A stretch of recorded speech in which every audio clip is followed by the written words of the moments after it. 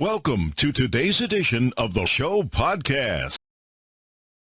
It's Steven Tyler's birthday and you don't want to miss a thought. Take a look back at the life of the Aerosmith singer in honor of his 73 years. For classic rock fans, Armageddon fans and the whole city of Boston, March 26th is an unofficial holiday because it's Steven Tyler the birthday of. In 2021, the leader of Aerosmith celebrates his 73 years, marking over 7 decades of being rock and roll's demon of Screamin. The news was greeted with love by his friends and fellow bandmates. From the first song to the last. Happy birthday to my brother in arms, Mr. Steven Tyler.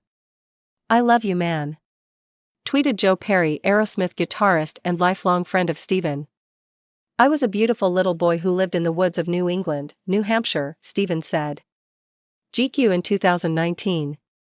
So I grew up in the woods listening to the wind. It was just silence and Mother Nature, no one around, it was a lot of magic there.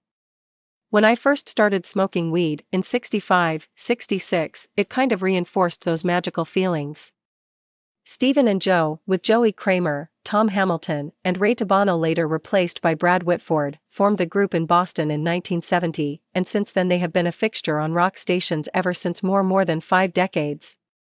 The group's initial success allowed them to unleash now classic songs such as Dream On, Sweet Emotion, Walk This Way, Last Child, Back in the Saddle, and their version of the Beatles' Come Together. They had a second explosion of mainstream success between the mid to late 1980s, thanks to Permanent Vacation. The 1987 album saw hits like Rag Doll, Angel, and The Dude Looks Like a Lady, a little outdated and slightly problematic. In the early 1990s, thanks to a trio of music videos featuring Alicia Silverstone Cryin', Amazing and Crazy, Aerosmith has enjoyed even greater success with Get a Grip.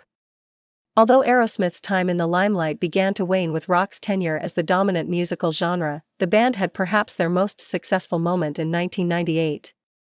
I Don't Want to Miss a Thing was recorded for the film Armageddon, a disaster film starring Bruce Willis, Ben Affleck, Billy Bob Thornton and Steven's daughter, Liv Tyler. The song remains Aerosmith's most successful single to date, and is heard often in slow dances, wedding receptions and karaoke bars. For Steven, this may be his favorite song due to the bond with his daughter Liv appeared in the video for Crazy alongside Alicia. Steven and model Baby Buell had a brief relationship in the late 1970s, culminating in Liv's birth. Steven would get married Serinda Fox in 1978, and the two would welcome his daughter Mia Tyler in 1978.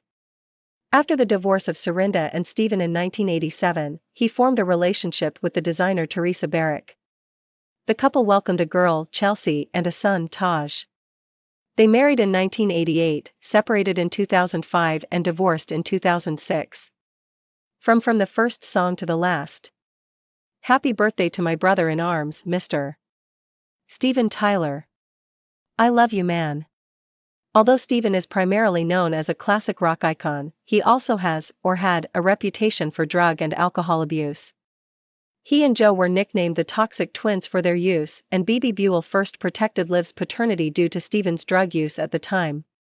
I'm going on my 4th race, disobriety declared Stevenagan 2019 J. Don't nu fansen December si don't suistries fear, off sobriety Steven told G. Chin 2019 so I veget nini in December which I'm very proud of, desobriety adeclara Stevenagan 2019 J. Don't nu fansen December si don't suistries fear. Off sobriety Steven told G. Chin 2019 so I veget nini in December which I'm very proud of.